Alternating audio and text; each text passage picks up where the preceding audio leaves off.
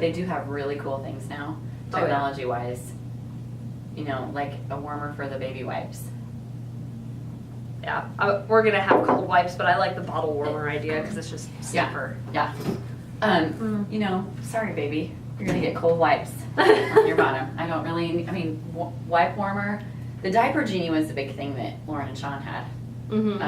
That's Sean, still a big one. And that thing was such a pain in the butt. I was like, I'm not doing this. They're going in a pail, and I'll take the garbage out every day. Like, this is just, because you have to twist it, and then you take them out, and it's this massive centipede, like, twists of diapers. Because what it does is it twists off so that there's no smell. Yeah, unless you bust that thing open. Been there a couple times.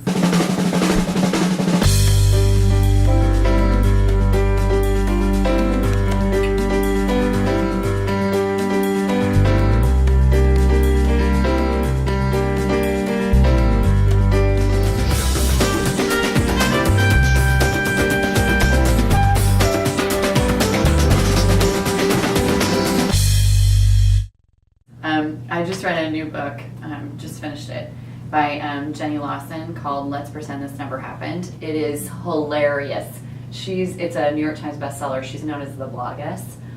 She's a really funny blogger. But anyway, she writes about like she writes from every perspective. From like being a little kid, she grew up with her dad as a taxidermist. And like little mice in her house, and he would bring live animals in. So there'd be like, seriously, it is hilarious. You have to read it. It's so funny. I was laughing out loud, crying, laughing. Like Mike was like, what are you watching? I'm like, I'm reading. And then she tells stories from her childhood. She tells stories about having anxiety and what it was like to be in social settings and how she compensated for that by being a writer. I mean, it's really, really good. But she was talking about the first time that she took her kid to the pool and forgot to put a swim diaper on her little girl.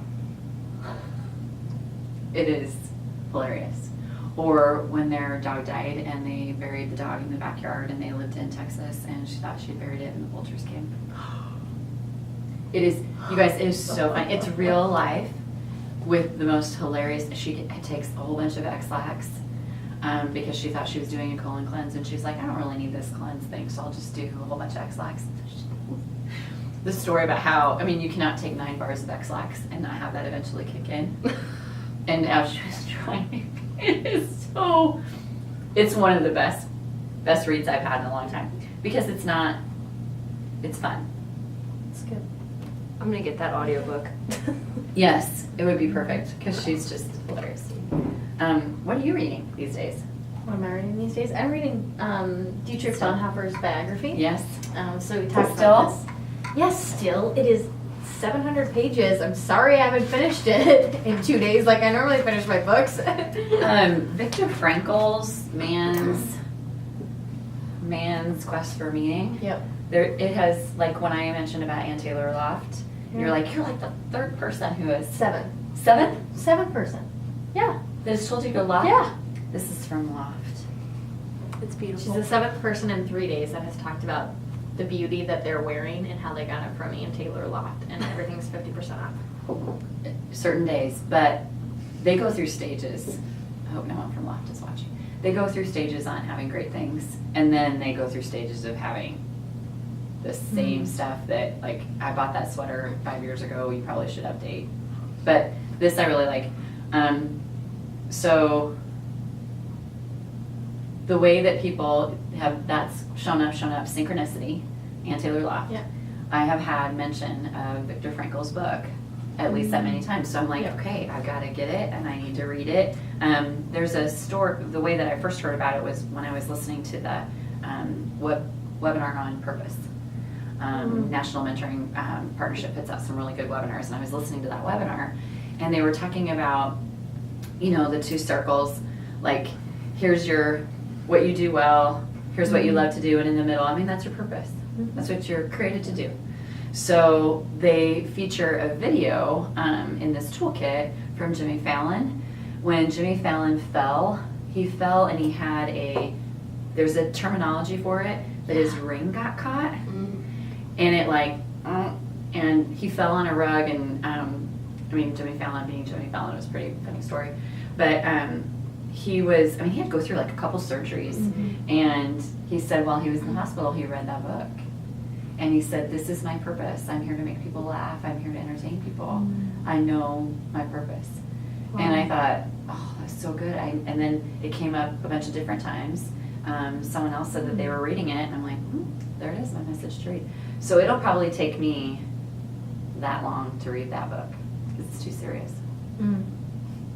Just so funny, we were having a conversation when we were in Scotts Bluff, which we're going to show you this awesome clip that we took while we were there with the co-coordinators there, Maury and Glenda. Hi everyone, we are Tess and Allison, and we're here from the Cappuccino and Company in Scotts Bluff, Nebraska for a very special rendition of Jen and Millie and the Boomers.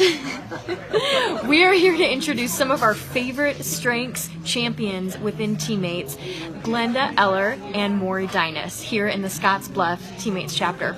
So we want to ask them a question that I'm sure you guys are all wondering about. Why on earth would you be a strengths-based Teammates chapter? So Glenda, Maury, what is the greatest benefit of being a strengths-based Teammates chapter? What I see that's so good for the kids is that they get to hear what's good about them, what's right about them. They might not recognize their strength, but then they realize, I have this thing that I can do, and I am good at that. And our mentors can reinforce that with them and reassure them and hear them and help them capitalize on that strength and be good at what they do.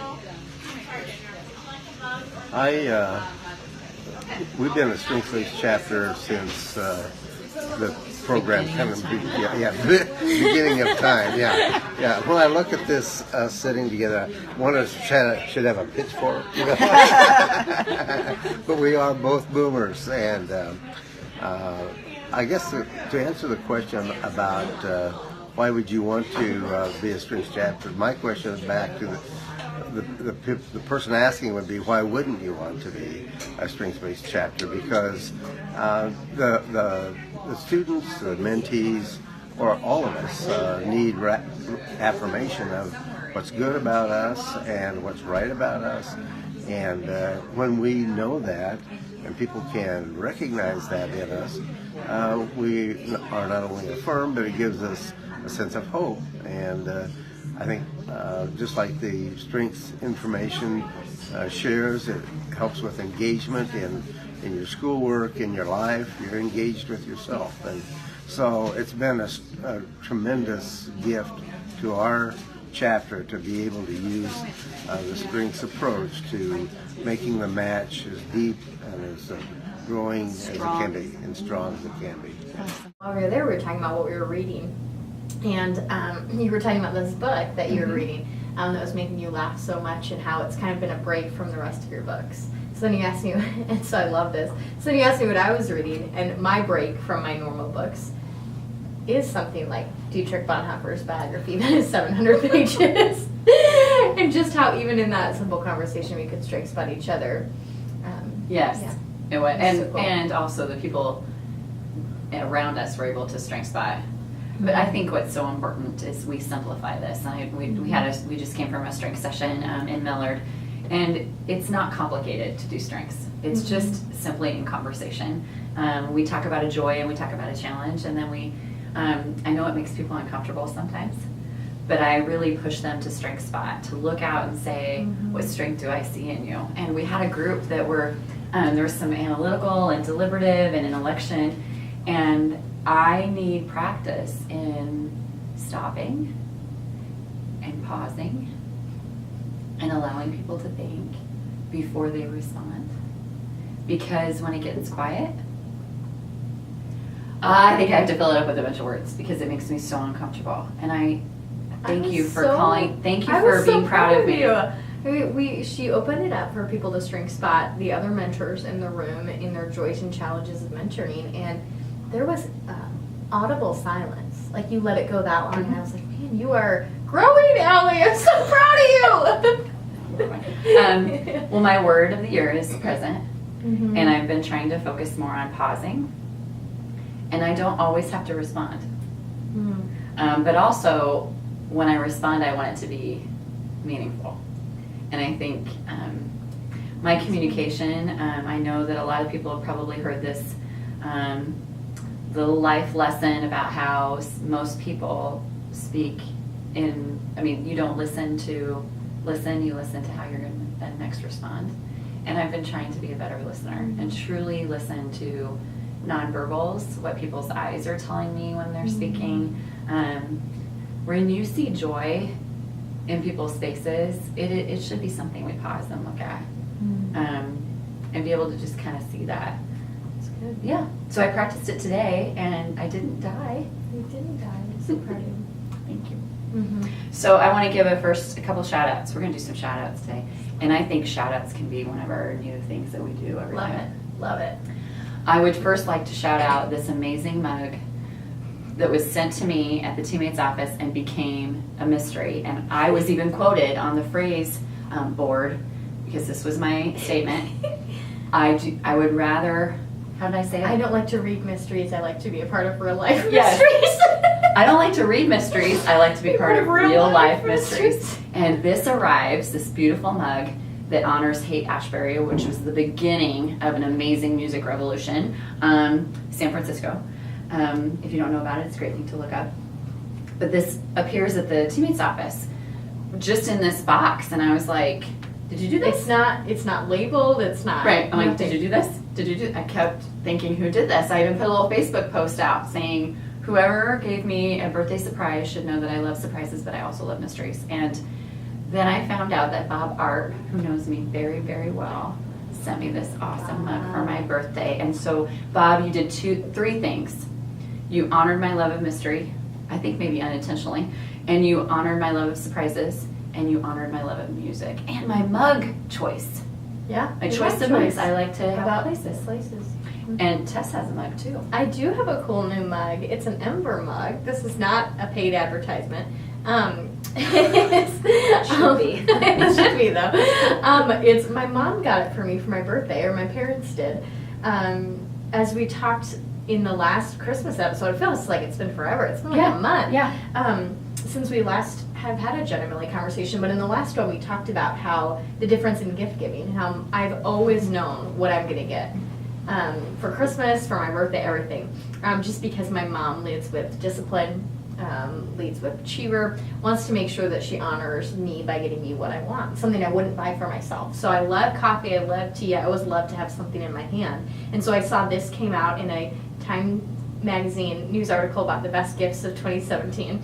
So not even, and then they came like to sell them at Starbucks and stuff, and I was like, well, I read about it in a Time magazine article. But it's this new mug, it's a temperature controlled mug is what it is. And so I can put my liquid in there.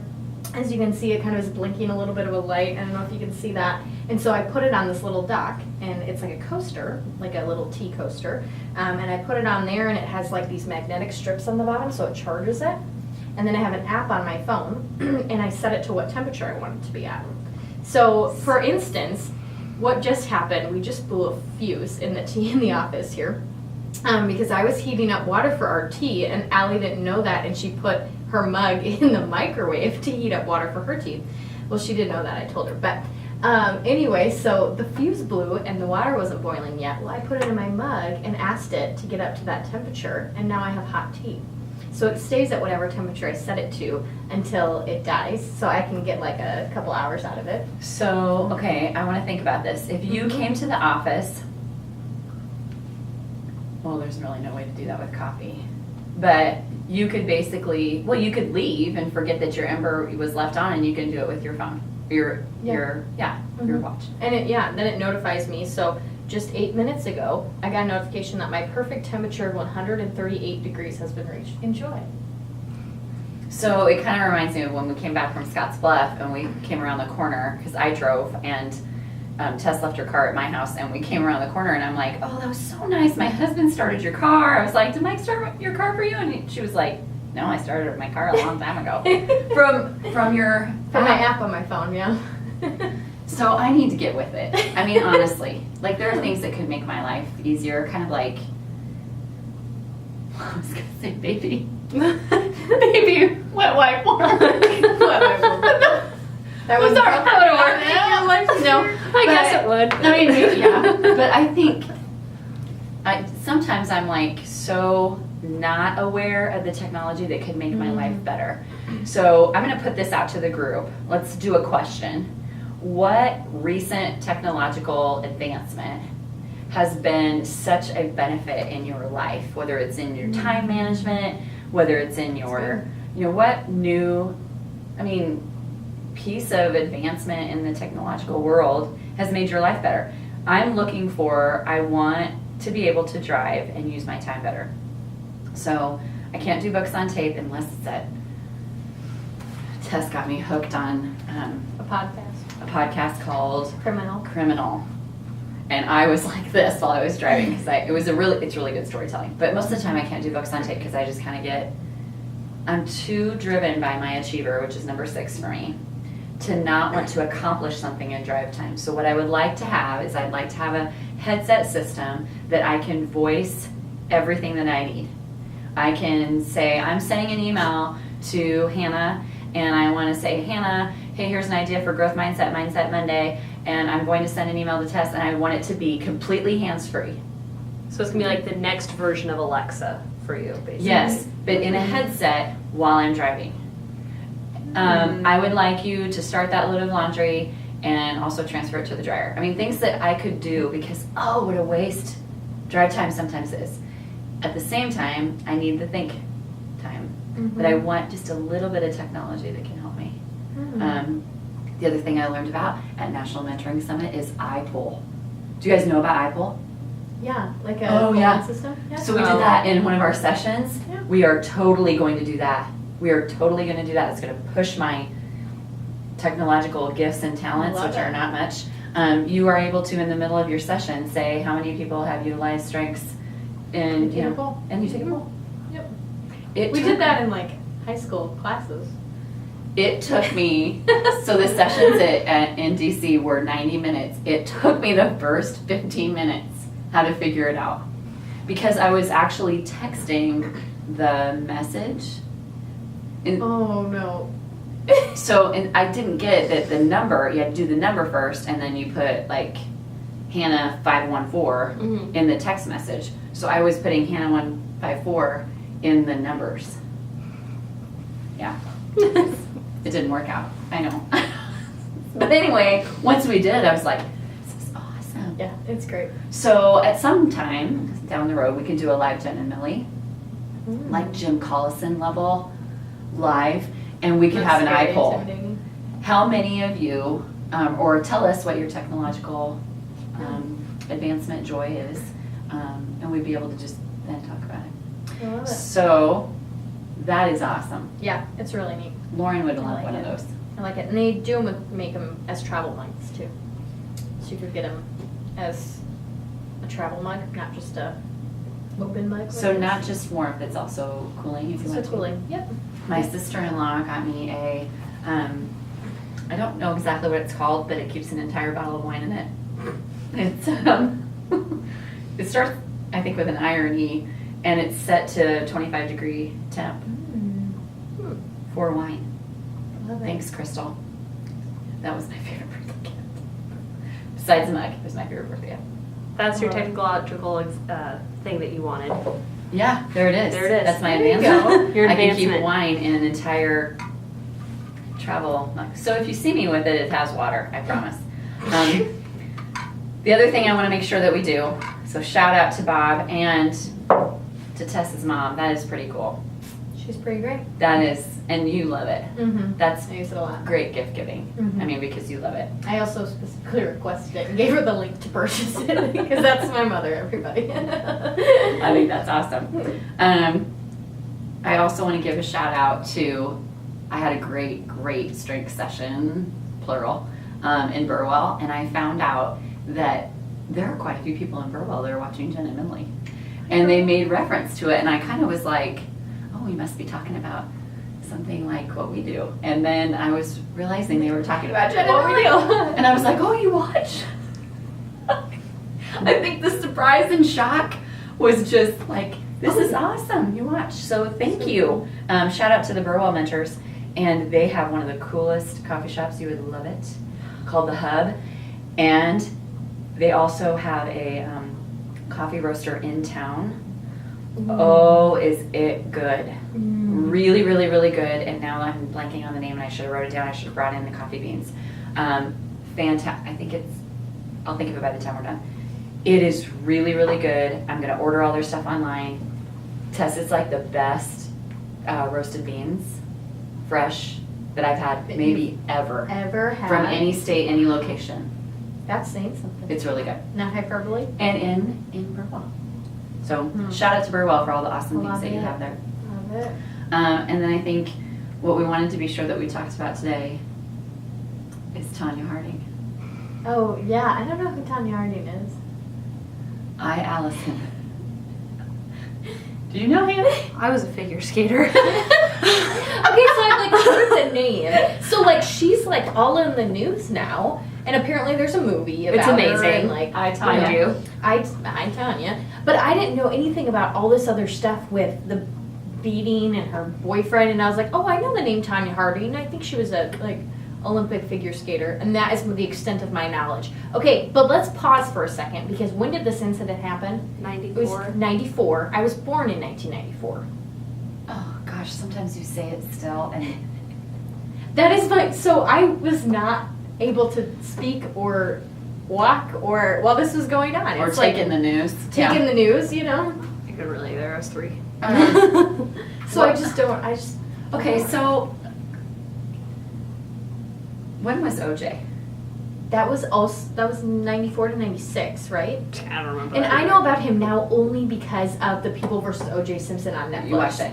And I'm a big crime fan. So I think based on that, you might like I, Tanya. I think it's because I lived in it. It's disgusting to me. I don't want to watch it. I think she is pathetic, and I don't want to watch her.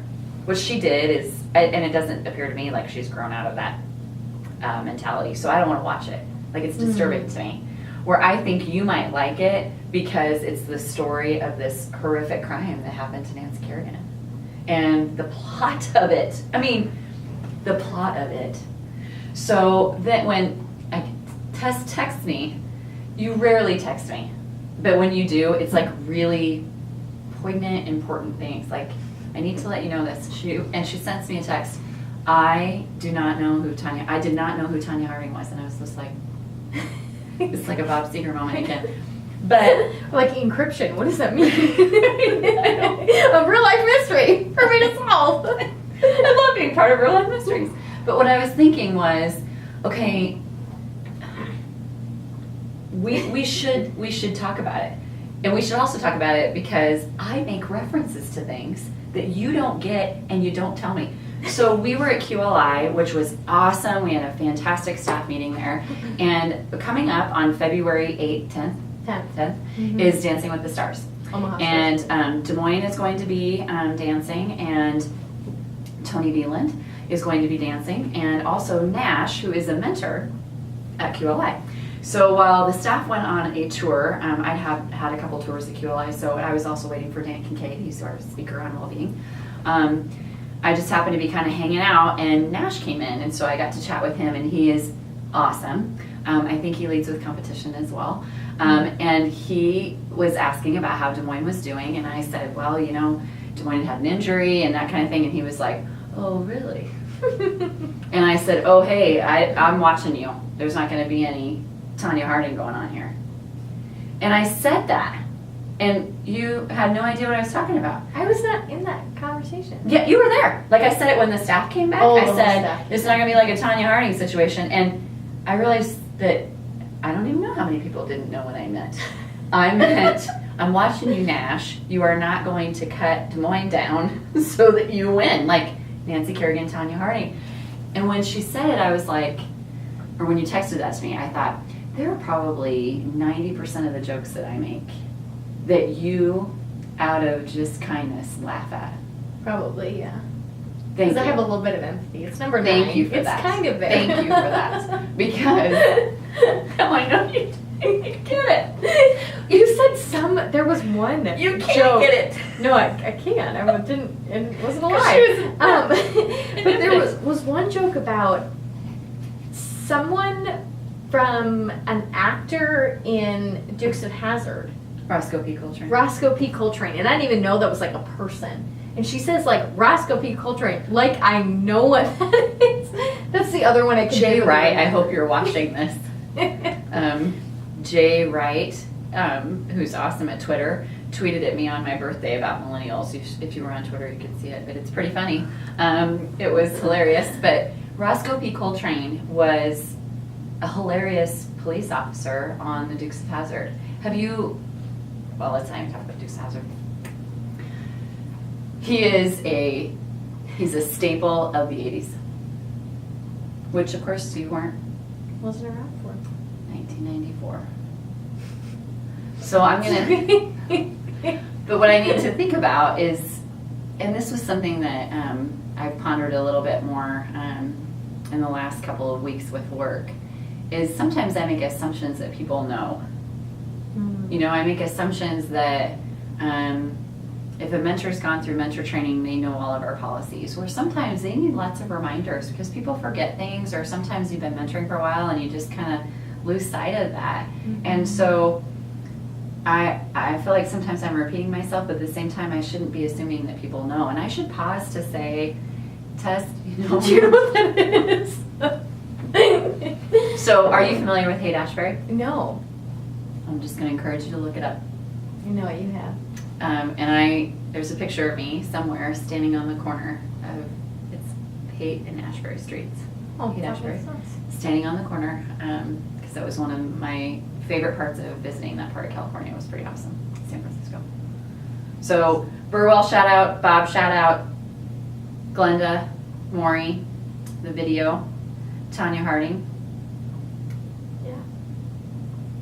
So after I found out, I didn't know who this was, and like I knew her name but didn't really know all of what was going on. This is also the same QLI staff day that this happened. I went home and I read all about her. I went back through the news articles, the publications at that point. So definitely my learner. I wanted to know. I wanted to be included. Have you watched it, Hannah? It's an awesome. Margot Robbie's also one of my favorite actresses. It was good. It was so good. And honestly, I knew the whole story and I was always like Team Nancy, but I actually felt really bad for Tanya Harding because her life sucks.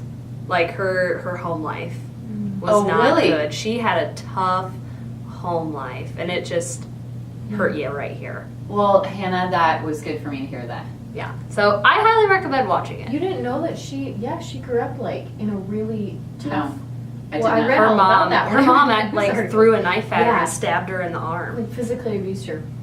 But I did not then know that. okay, so but then what I heard, now this sounds like just like a gossip session, but then what I heard is she went on the night after the movie came out, her mom was on Good Morning America and her mom denied all of that. She's like, that was just theatrical, like I didn't do any of that to her, yada Right. yada yada. So But I it don't- also makes you wonder too what her mom did do because her mom seems a little scary. red flag. Well, she's kind of a red flag. Would you allow her to mentor your No, child? red flag. And Tanya feels very red flag to me. Oh yeah, they both are. I think there's a lot of stuff there. That's good for me to know because I need to reevaluate the way that I see her in knowing the full story once That again. was very harsh language. I You said that Oh, at the beginning. I was so, I mean, still, I think, wow. I mean, that's a lot of plotting to want to injure someone so that you can win. And my empathy only goes so far sometimes, but it's good for me to know that, Hannah, and I need to, probably need to watch it and understand it And better. you can tell too that and I believe this 100%, that I do think some of the judges were out to get her because she wasn't, the prim and proper figure skater from one of the prim and proper families and didn't have a lot of money. You can see that pretty apparent in the movie. So Interesting. yeah. I will have to check it out. I just, once again, Twitter, I tweeted at JJ Watt. Do you know who JJ Watt is? JJ Watt is a football player who does some pretty awesome philanthropical things. And he asked for people's recommendation on a documentary. He was like, looking to watch a documentary, what do you recommend? And JJ Watt's a pretty popular, I'd call him a celebrity athlete. And he does, all this cool stuff, so a lot of people follow him. And I was like, I'm getting right in here. So I recommended as a documentary, the Avett Brothers, May It Last. That was one of the best documentaries I have seen in a long, long time. So I would highly recommend May It Last. I think it's coming out on HBO.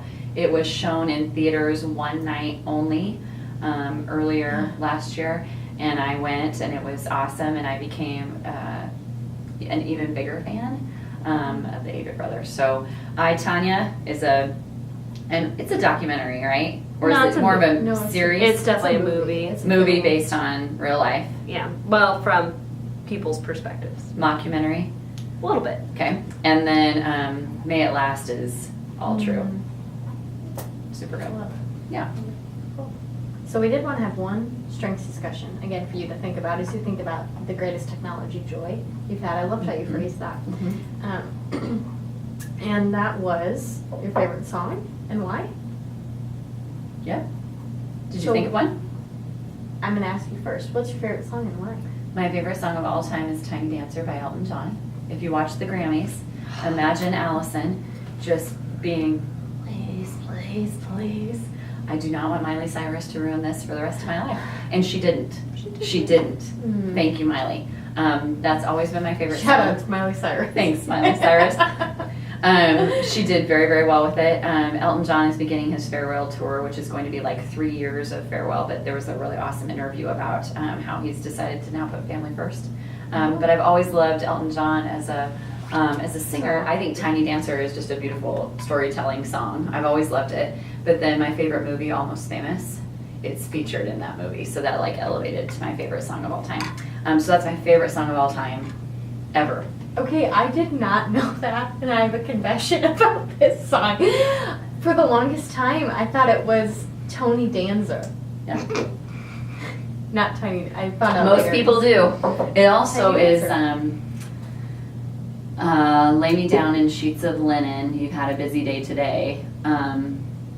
Count the headlights on the highway. I mean, there's all kinds of ways that people misinterpret lyrics, which would also be a really fun Jen and Millie. Yeah.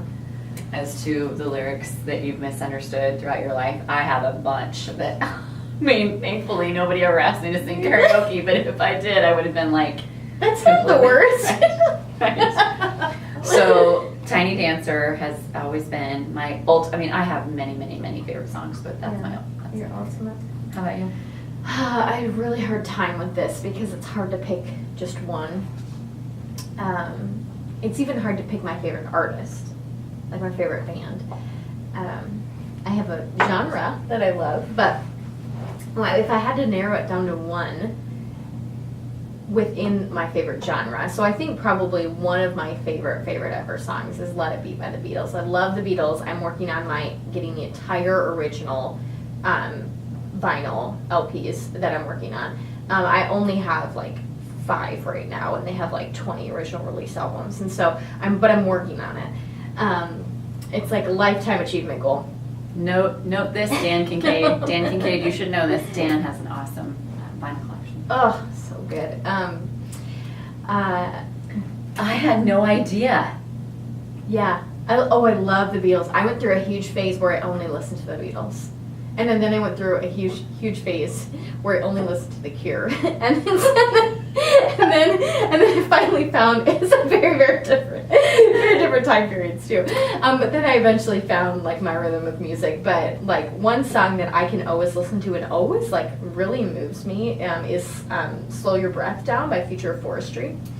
And it's kind of a alternative, off the beaten cuff band, but it's an older song. I think it's from 2010, maybe even earlier than that, early 2000s. But yeah, it just is about like slow your breath down, just take it slow. It actually reminded me a lot now as I'm thinking through the lyrics in my head as we're talking. It reminds me a lot of just your word present for the year.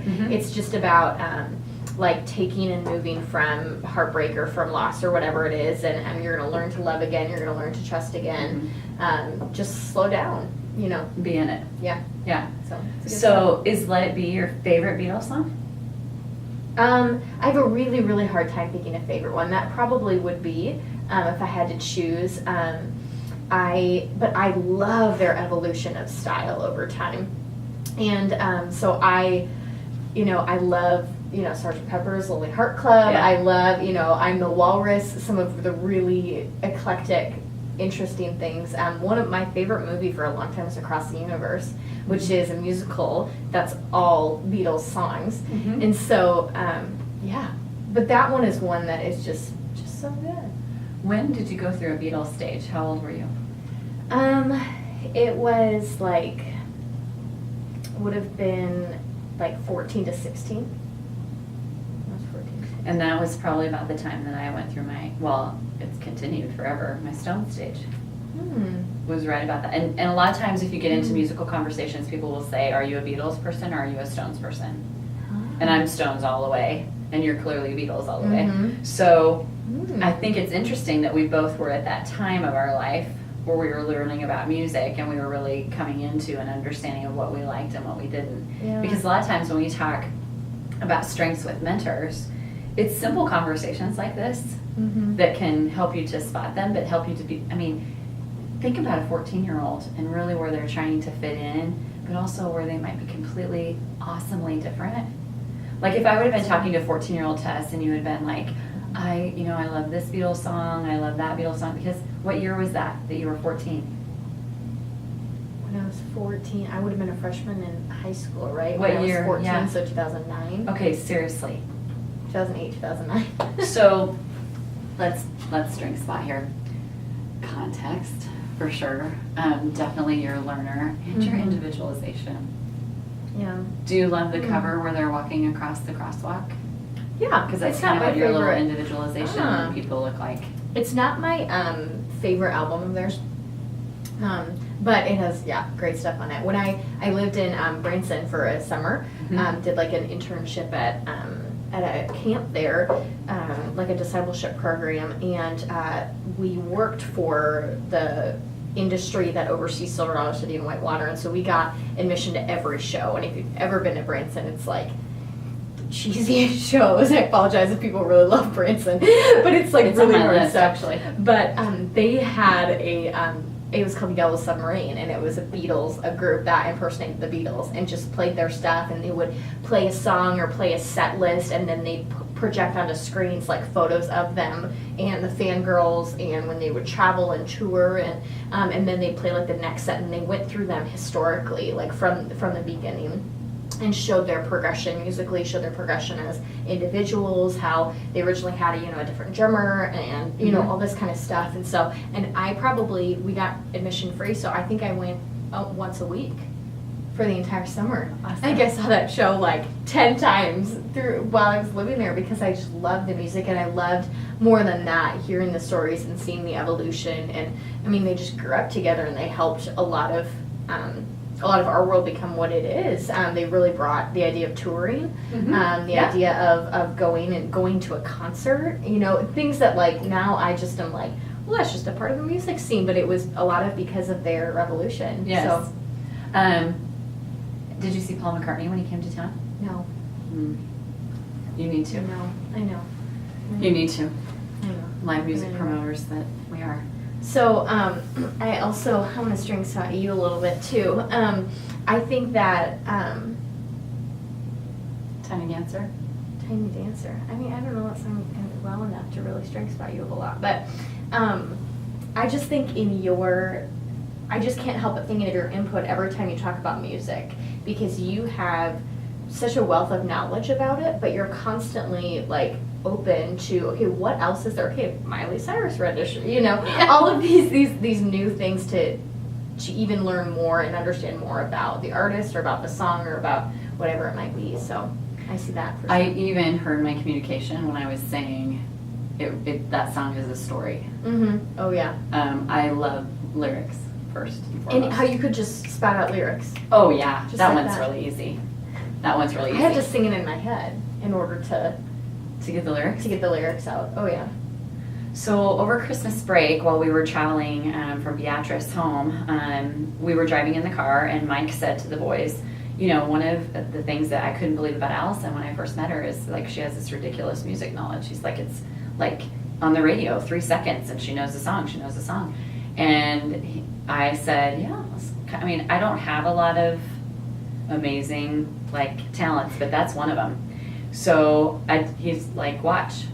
And he literally went through, and I can name within 3 seconds the artist, the song, sometimes the album, sometimes the year. And the genres are just all over the place. Like a lot like The Cure to the Beatles kind of thing. But I couldn't believe with as little as I retain in my 43-year-old brain, how much of that information is still there. Like for me to be able to rattle a song that I knew from, 91, that I know it, and I know it with confidence. Like I'm not even doubting. I'm like, that's the Scorpions, or that's Milli Vanilli, whatever. I mean, I just know it. Wow. And wow, do I wish my brain worked like that with everything? Interesting. Because I can't remember like where I parked my car most of the time. Yeah, it's difficult. So We- questions that we're asking you, That's what I was going to yeah. What questions do we want to ask? Oh, the besides questions we want to ask is, what's your technology joy? Yes, What is technology something joy. a recent bit of technology that you have found that you really love that has helped your life a lot? And then the second, what is your favorite song and why? And how does that relate to your strengths? I also want to do a bit of future casting. Our next, we just thank you for watching with us this episode. I felt like we had to do a lot of catch up. We had to do a lot of reflection because we just haven't been able to chat in a while. But the next episode, we're actually going to be talking a bit, I think it's very timely, about resolution and lifestyle changes. We're about a month in to this new year, and this is a point where I think a lot of people might abandon maybe some New Year's resolutions or some hopefulness about a fresh start. And so we're going to talk a little bit about changes that Allie and I have both made in our life recently, and how that has kind of forced us to use our strengths in different ways that have stretched us. So we're going to talk a little bit about that next time. And so be thinking maybe about what was your New Year's resolution, or what is a lifestyle change you hope to make, and how your strengths can help you in that. Awesome. Thank you. Thanks, everybody.